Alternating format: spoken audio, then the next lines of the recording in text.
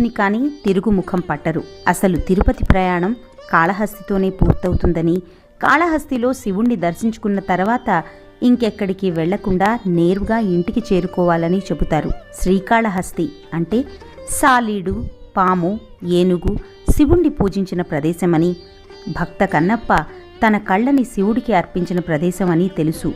కానీ అంతకు మించిన విశేషాలు కాళహస్తిలో ఉన్నాయి.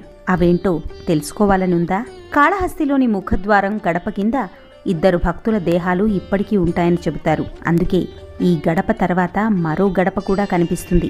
ఈ భక్తులలో ఒకరు శ్రీకాళహస్తి మహత్యము అనే కావ్యం రాసిన ధూర్జటి కాగా, మరొకరు రోమసుడు అనే మహర్షి. కాళహస్తి ఆలయంలో ముందుగా పాతాళ గణపతి కనిపిస్తారు. ఈయన ముందు నిలబడి 4 సార్లు వినాయకుణ్ణి తలుచుకుంటే మోక్షం ఖాయం అని చెబుతారు. కాళహస్తిలోని శివుడు వాయు రూపంలో ఉంటాడని చెబుతారు. అందుకు